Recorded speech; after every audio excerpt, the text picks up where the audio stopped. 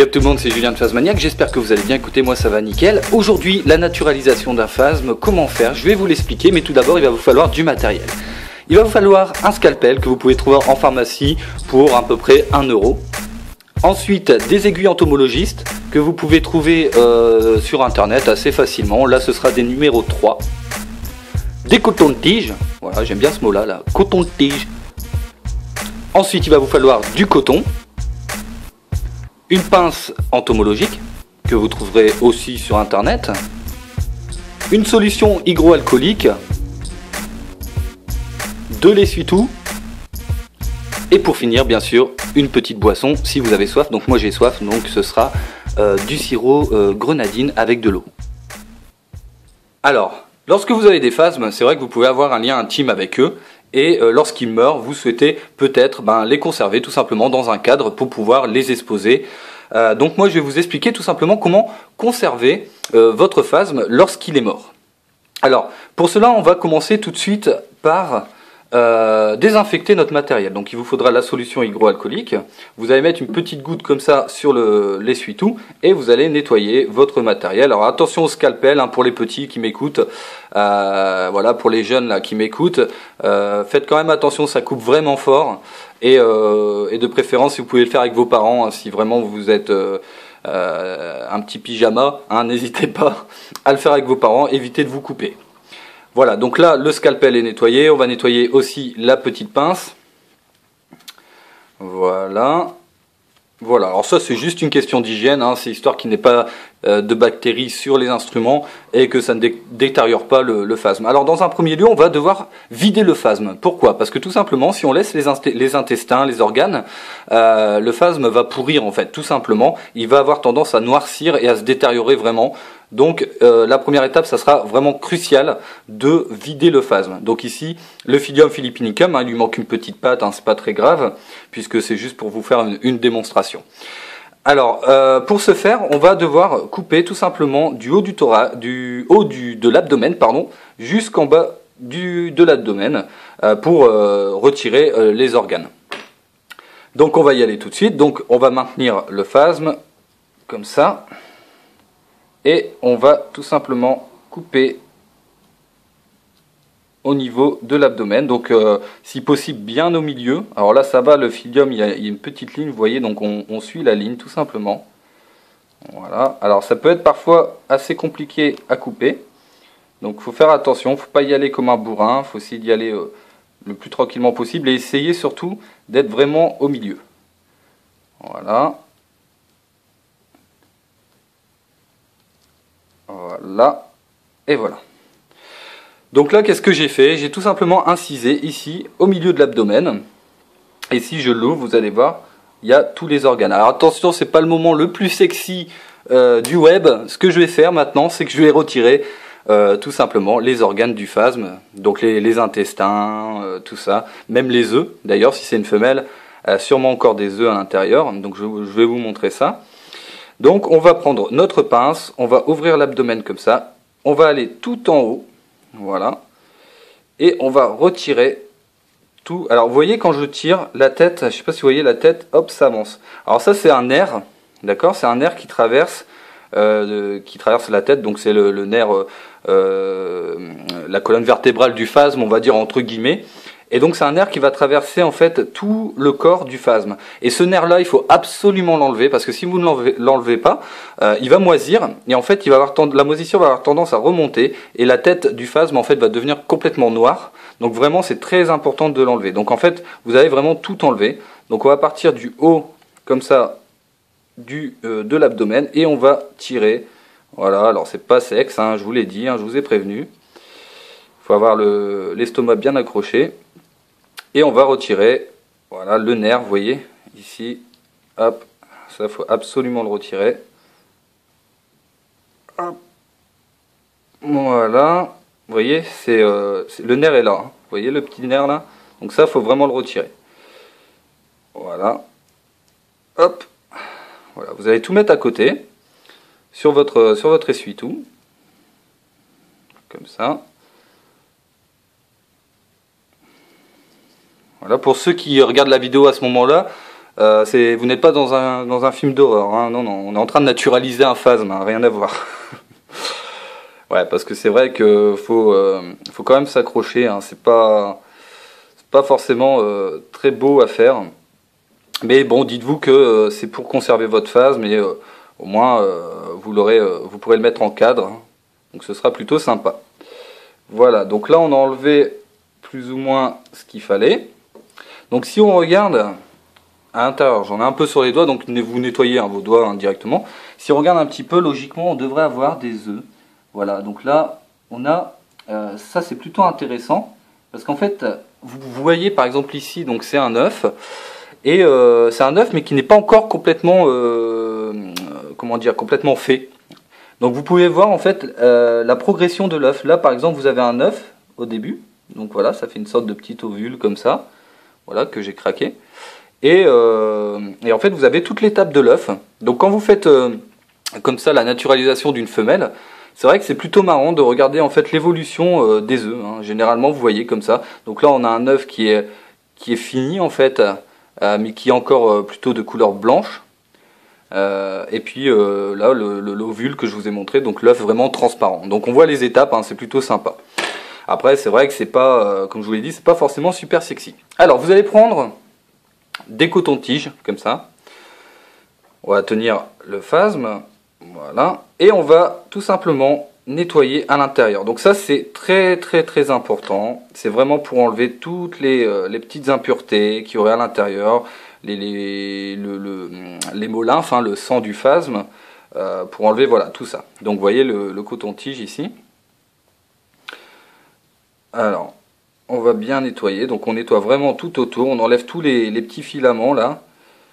Voilà. Donc là c'est les conduits respiratoires. Vous avez ici l'intestin. Hop. On va tourner comme ça le coton-tige au niveau du haut. Voilà, et ça va en fait ramener vraiment tout ce qui est organes, tout ça, hein. Donc il faut vraiment pas hésiter à nettoyer dans tous les recoins. Hop. Voilà. Alors, faut faire attention, faut y aller délicatement quand même. Donc là, j'y vais assez délicatement, hein, pour pas l'abîmer. Voilà. Donc là, je pense qu'on est pas mal. Donc on va prendre juste un dernier coton-tige et nettoyer un petit peu autour comme ça. Hop.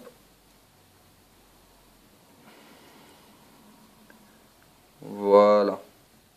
Alors même quand vous avez des phasmes très très fins, je vous conseille quand même de le faire. Alors bien sûr, si c'est vraiment par exemple, je sais pas, par exemple pour ceux qui connaissent le mâle Parapachymorpha zamproui qui est vraiment très fin, bon, là c'est vrai que c'est un peu compliqué. Mais même quand vous avez des phasmes très fins, par exemple des Carosius morosus, n'hésitez pas quand même à le faire ça, hein, d'accord, à enlever les organes. Sinon votre phasme, automatiquement, si vous voulez le conserver, il va noircir vraiment, hein. Donc je sais que c'est un peu difficile, un peu compliqué, mais quand même, faut pas hésiter à le faire. Alors on va continuer à juste nettoyer un petit peu, parce que vous voyez, il reste encore de l'hémolymphe. Voilà, je pense qu'on est pas mal. Ouais, vous voyez, tout ce qui est vert là, c'est le sang, hein, le sang du phasme, tout simplement. Voilà. Donc une fois qu'on a fait ça, on va prendre le phasme, d'accord, et on va enlever tout ça. Hop. Alors, en sachant que vous pouvez récupérer les œufs, hein. Si jamais vous avez des œufs, vous voyez, qui sont tout faits, prêts à être pondus, hein, tout simplement, vous pouvez récupérer les œufs et les mettre en incubateur, hein, tout simplement, hein. Généralement sur par exemple les Heteropteris dilatata, hein, les gros phasmes verts, généralement il y a encore des œufs à l'intérieur que vous pouvez récupérer, donc n'hésitez pas à récupérer quand même vos œufs. Bon là effectivement il y avait un œuf plus un œuf en formation, bon donc je l'ai pas retiré, hein, je vais pas le mettre en incubateur, ça sert à rien. Une fois que vous avez fait ça, on va faire une étape qui est cruciale, plus ou moins. Alors chacun a sa méthode, moi je vais vous montrer la mienne, c'est la cotorisation. Tout simplement. Donc en fait, on va remplacer tous les organes qu'on vient de retirer par du coton. Alors vous prenez un coton, une ouate, coton voilà, traditionnel, hein, et vous allez donc prendre un morceau comme ça et tout simplement l'enrouler au niveau des doigts, d'accord, pour faire une sorte de petit bâton comme ça, un petit coton-tige. Vous allez prendre votre pince, hop, vous serrez assez fort et on va mettre le coton tout au bout ici de l'abdomen, donc à côté, juste après le thorax. Voilà, donc on va bien tasser, il faut vraiment bien tasser, hein. Alors, en sachant qu'il faut éviter d'abîmer le phasme quand même, hein. Donc voilà, donc tout au long de l'abdomen, on va mettre du coton comme ça. On va reprendre ici, on va soulever un petit peu l'abdomen, voilà.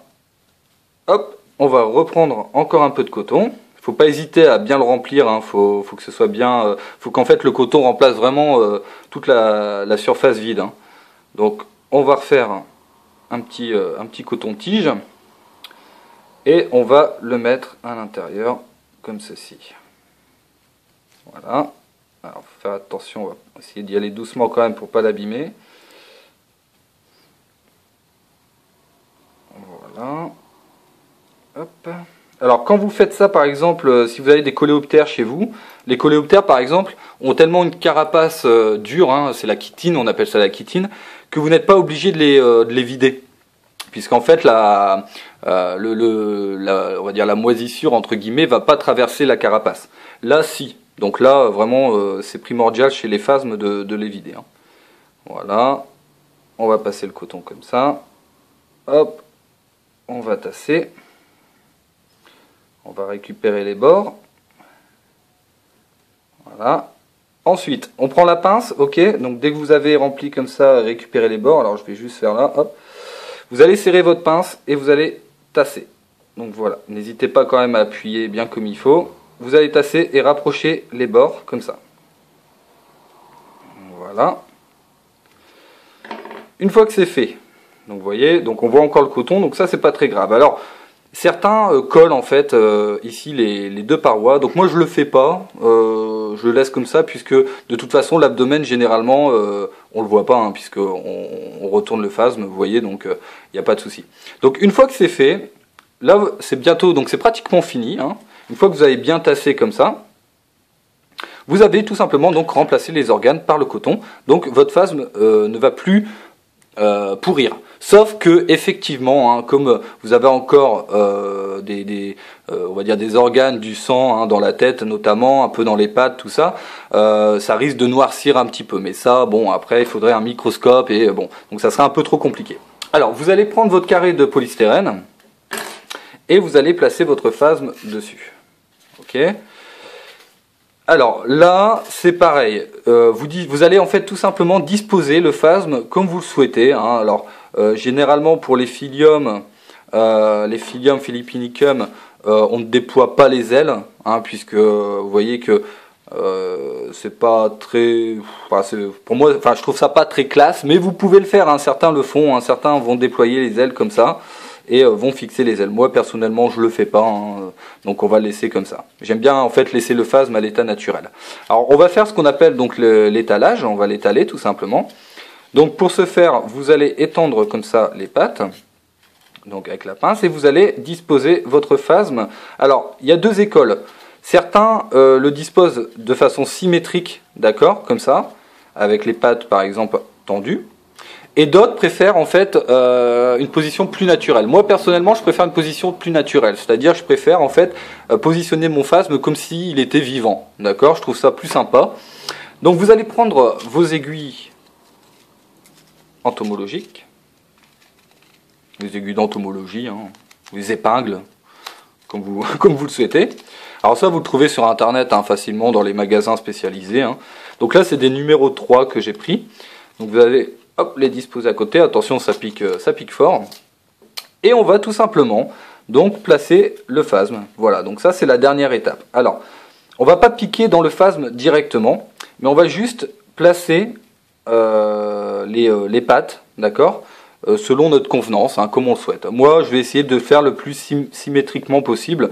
Donc là, par exemple, vous allez tout simplement bloquer la patte, d'accord. On va reprendre une épingle. Ici, alors c'est à l'œil, hein, donc là je trouve que c'est plutôt bien placé, hein, plutôt symétrique. Donc là, on va mettre une autre aiguille, et ainsi de suite, hein. Donc en fait, on va placer notre phasme plutôt de façon symétrique. Donc avec la pince, on va jauger comme ça la position du phasme. Donc là, c'est un peu trop vers l'intérieur. Voilà. Voilà, donc là, ça m'a l'air pas mal. Hop. Donc en fait, les aiguilles servent tout simplement à fixer, les pattes, hein, le corps. Ensuite, on va passer ici. Donc là, par exemple, vous voyez que le corps est plutôt... il part un petit peu en live, donc on va essayer de le redresser un petit peu. Voilà, donc par exemple, ici, on va hop, coincer le corps. Voilà. Ici, pareil. Voilà. Donc là, hop, on va replacer un petit peu tout ça avec la pince. Voilà. Donc vous voyez par exemple, moi, là, ces pattes-là, je trouve qu'ils sont dans une belle position parce qu'on a l'impression qu'il est encore vivant. Donc je ne vais pas trop y toucher. Donc après, c'est comme vous le souhaitez, hein. Vous faites ce que vous voulez, vous le placez comme vous le sentez. Moi personnellement, là, je ne vais pas trop le toucher, je vais juste essayer de faire un peu plus symétrique. Voilà, c'est pas mal. Hop. Alors je le fais un peu vite fait, hein, puisque sinon la vidéo elle va durer un peu trop longtemps. Mais bien sûr, vous prenez votre temps, hein, vous le faites, plutôt tranquillement, il n'y a pas de souci. Hop. Ici par exemple, vous voyez cette patte là, on va la redresser un petit peu. Hop. Voilà. Voilà. Alors, en attendant, je tiens à faire une petite dédicace. Petite dédicace pour Thierry. Thierry qui va se reconnaître, hein, puisque c'est Thierry qui m'a appris tout simplement à cautériser, à naturaliser les phasmes. Voilà, donc je lui fais une petite dédicace, hein, j'espère qu'il va se reconnaître. Et c'est vrai qu'il m'a appris beaucoup de choses au niveau de l'entomologie, hein, puisque lui est plus spécialisé dans les insectes morts. Donc il m'a expliqué pas mal de choses, et voilà, donc c'est plutôt sympa, et c'est un peu grâce à lui aujourd'hui que j'arrive à cautériser, à naturaliser les phasmes. Donc petite dédicace à lui, et puis petite dédicace à vous aussi, abonnés. Si vous n'êtes pas abonné à ma chaîne, hein, allez-y, hein, puisque vous allez pouvoir avoir toutes les vidéos en live. Donc n'hésitez surtout pas. Voilà, on va essayer de juste redresser un petit peu la tête. Voilà.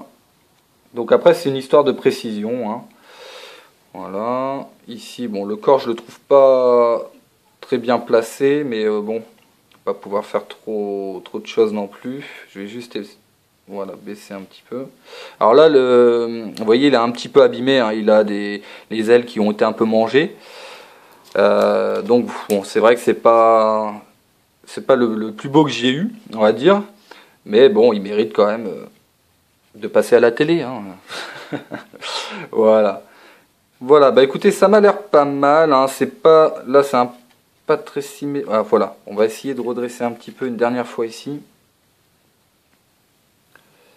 Voilà, donc on va essayer tout simplement de redresser un peu. Voilà. Bon, voilà, écoutez, ça m'a l'air plutôt pas mal. Et ensuite, bon, c'est juste une histoire de précision, hein, donc voilà, vous replacez tout doucement les pattes, tout ça. Hein. Voilà. Hop.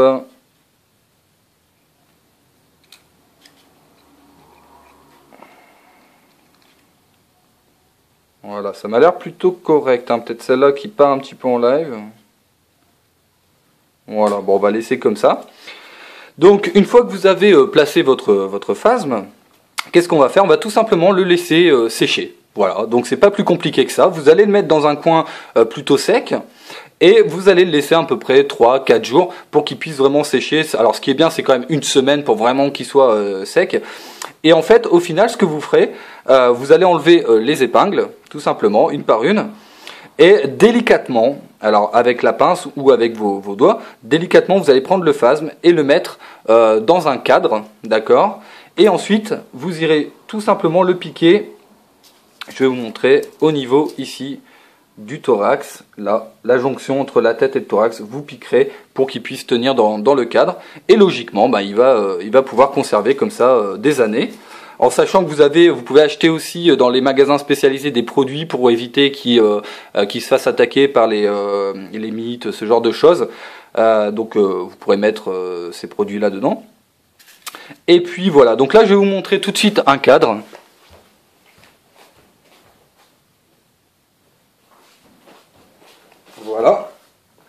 Donc voilà, donc là c'est un cadre, vous voyez, avec les insectes placés dessus. Alors il n'y a pas encore de phasme, d'accord, parce que pour l'instant il faut que je rachète des cadres vierges, que vous pouvez trouver aussi, hein, vous, dans les magasins spécialisés encore.